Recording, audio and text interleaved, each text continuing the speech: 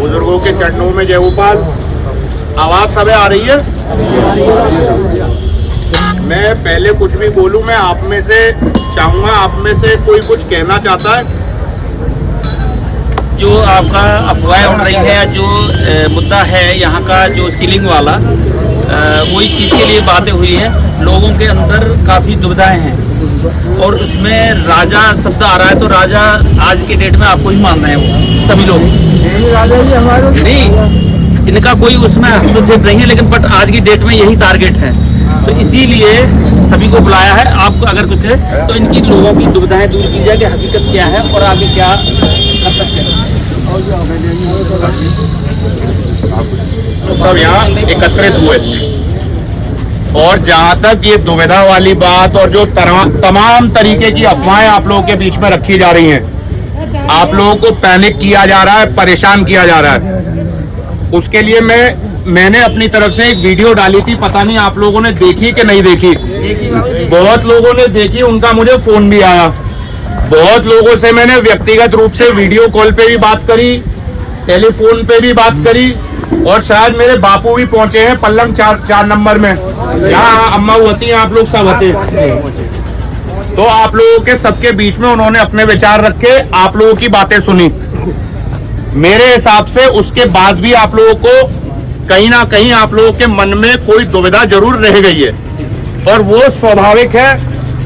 जब किसी के मकान, दुकान और रहन सहन के ऊपर प्रशंसन उठता है तो ये स्वाभाविक है कि आदमी विचलित होगा, परेशान होगा।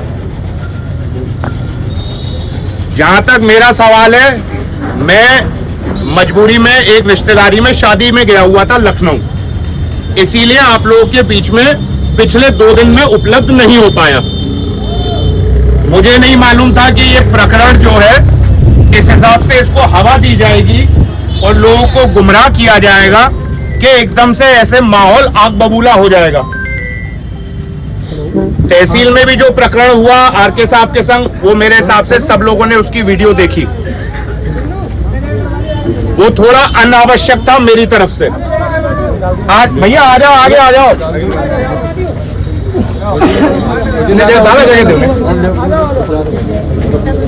तहसील में मिला, तहसील के अधिकारी के साथ, ये बात सब लोगों के मन में स्पष्ट है कि तहसील से गलती हुई।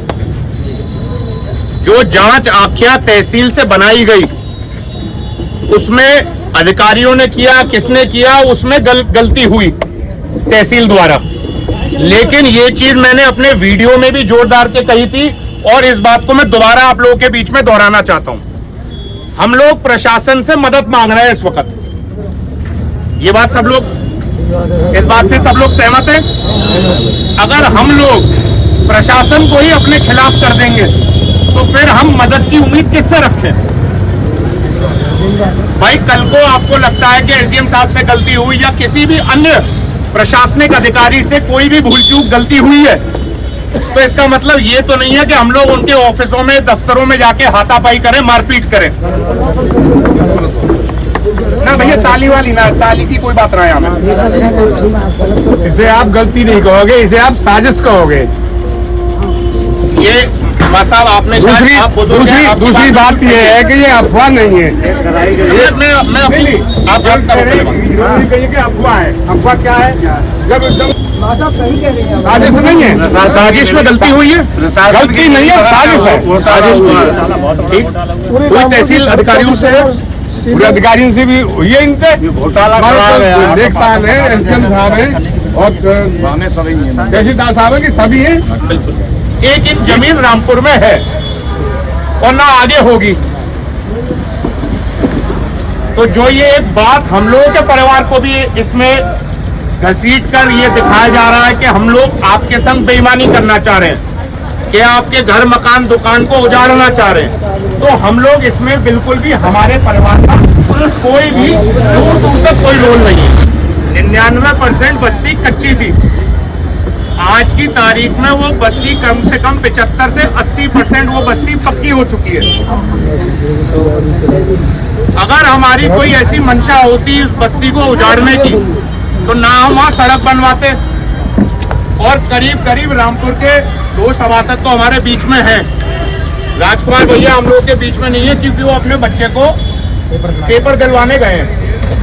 ठीक, सबसे ज्यादा मकान अगर प्रधानमंत्री आवास योजना में आए हैं तो वो रामपुर में आए हैं। लगभग 250 मकान हम लोग रामपुर की जनता के लिए आवंटित करा के लाए हैं। अगर ऐसी कोई मंशा होती आपके घर मकानों को उजाड़ने की तो आप लोगों का सहयोग करके आप लोगों को मकान आवंटित नहीं करवा पाते हम लोग। ये बात मैंने वीडियो में भी कही थी, क्योंकि जब मेरी लोगों से फोन के द्वारा बात हुई तो बहुत लोगों ने ये बात रखी कि साहब हमारा मकान आयो है और ये अफवाहें उड़ाई जा रही हैं कि मकानों के कामों को बंद करा दो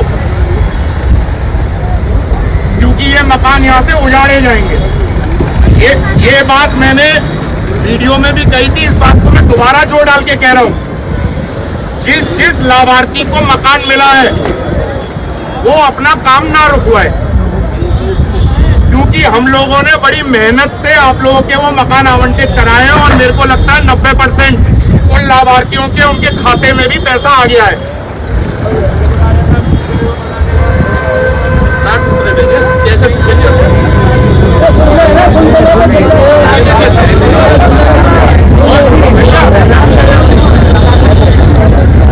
सबसे एक बात और ना, देखो एक चीज भैया, ये मत सुनो, एक चीज मैं आपको बता दूं, यहाँ बुजुर्ग भी हैं जिन्होंने बहुत जमाना देखा है।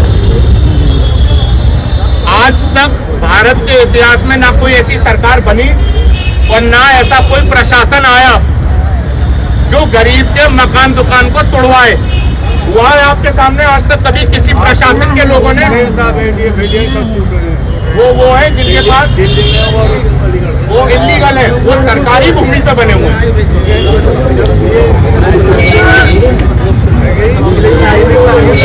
नहीं है यही चीज वहाँ 57 नंबर में प्लॉटिंग देखी तो हम खुद ही हैरान हो गए थे कि ये सीलिंग की भूमि जो आज तक खाली तालाब की तरह पड़ी हुई थी, वहां एकदम से जोरों शोरों से जेसीबी चली, ट्रैक्टर मांझे चले, जमीन इकसार करा दी कि साहब ये बिक गई के साथ 60 लाख, कोई 70 लाख, कोई 1 करोड़, दुनिया भर की यहाँ पर बातें होने लगी। लेकिन मुझे ये चीज समझ में नहीं आ रही थी कि सीलिंग की जमीन बेची कैसे और खरीदने वाला इतना बेवकूफ कैसे हो गया कि उसने सीलिंग की जमीन कागज में देखते हुए मालिक से खरीद कैसे ली सीलिंग की भूमि। जब एसडीएम साहब से बात हुई, एसडीएम साहब ने कहा कि साहब ये प्रकरण चल रहा है। मैंने कि एसडीएम साहब, मेरे परिवार का प्रकरण मुझसे बेहतर तो कोई जानता नहीं होगा, क्या प्रशासन के लोग, चाहे गांव के लोग, चाहे अन्य कोई भी लोग आपको कुछ भी आके बताएं, मेरे परिवार से बेहतर तो मुझे नहीं लगता है कि आप में से भी कोई जान रहा होगा। भाई परिवार की चीजें तो परिवार का ही आदमी जानेगा। इनका हमारा सीलिंग का मुकदमा चल रहा था, वो तो हमारा तो अलग है मैटर। इनका सीलिंग का मुकदमा चला करीब 2 महीने पहले एसडीएम साहब ने हमें आदेश दिया 21 बीघा भूमि सीलिंग के मुकदमे में जब ये लोग हारे, आपने जो कोठी मोहल्ला हमारा बसा हुआ है, हाँ, उसके बिल्कुल सामने जहाँ वेदा प्रधान जी खेती करते हैं, वहाँ 21 बीघा भूमि सीलिंग के मुकदमे में ये लोग हारे और कोर्ट का आदेश हुआ कि उस भूमि को, अम्मा कुर्सी बैठो, प्रशासन का ये आदेश हुआ कि उस भूमि का आप लोग तत्काल पोजीशन लीजिए कि अगर पार्टी हाई कोर्ट में या आगे किसी सुप्रीम कोर्ट में अपील करती है तो मौके पे ये दिखना चाहिए कि आज की तारीख में पोजीशन पंचायत का है। मैंने कहा ठीक है साहब, हम तो वैसे भी जमीन ढूंढ रहे थे और अगर आप लोग वहां नहीं जा पाए हो तो वहां हम लोगों ने पार्क का निर्माण करवाया उसी भूमि में। वो सीलिंग की जमीन है जो पंचायत को मिली है, 21 बीघा जमीन। ये एक चीज हुई।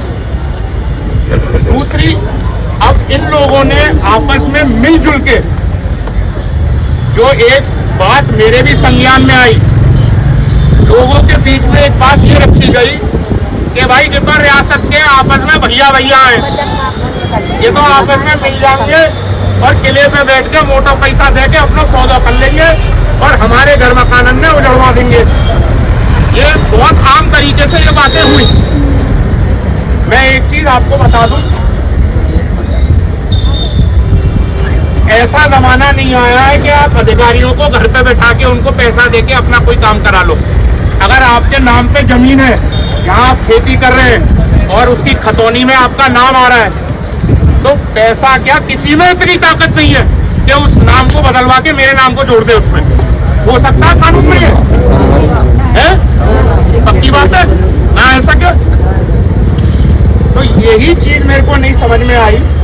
पहले आपके परिवार ने यहाँ पर 10 रुपए मीटर, 20 रुपए मीटर, 50 रुपए मीटर, जो जिसको जैसा मिला, यहाँ इन्होंने अपनी पूरी जमीन बेची जो इनका फार्म था।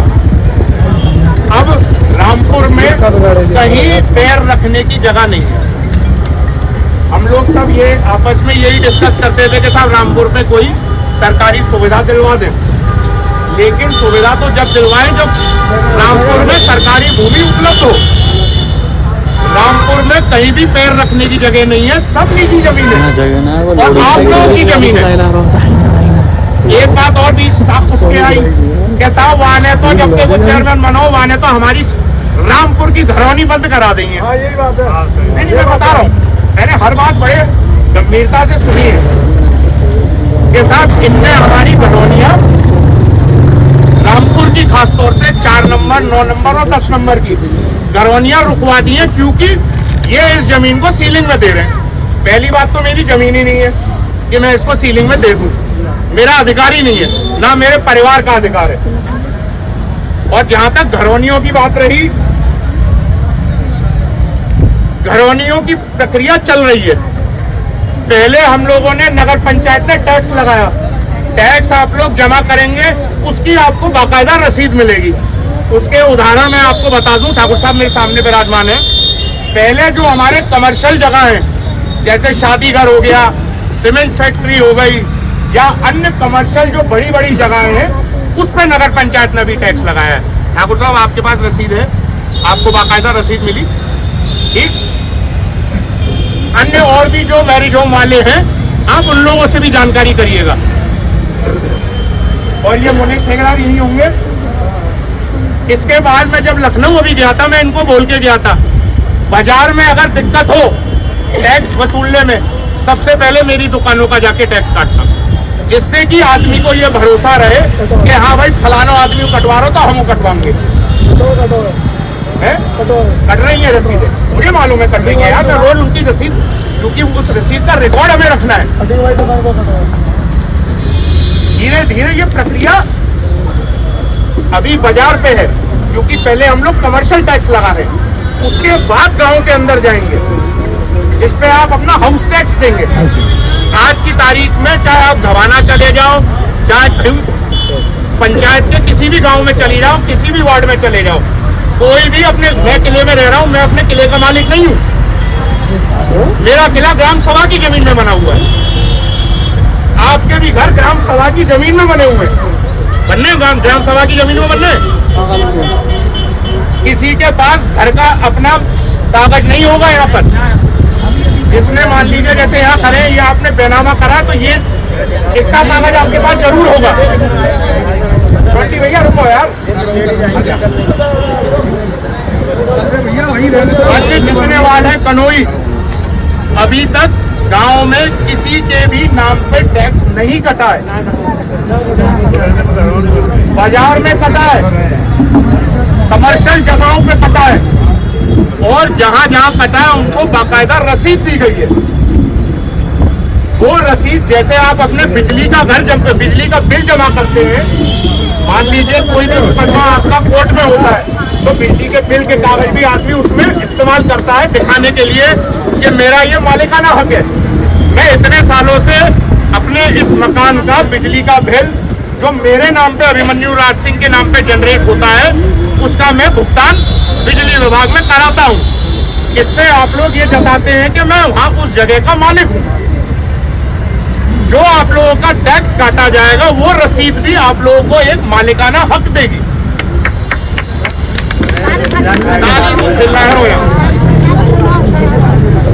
ये चीज आप लोगों के मन में क्लियर हुई कि नहीं हुई? अगर ना भई हो तो मैं दोबारा बताऊं, मैं दोबारा दोहराऊंगा, क्योंकि आप लोगों के मन में दुविधा नहीं रहनी चाहिए।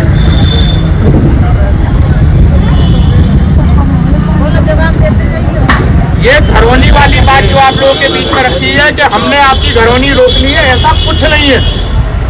वो समय के अनुसार जब आदमी आपके यहाँ रसीद काटने आएगा तो वो रसीद आपको मिल जाएगी। जितने बाय जितने का आपका प्लॉट है, 100 गज को हो, 200 को हो, 500 को हो, जितने को हो, उसी के आधार पे आपकी रसीद कटेगी।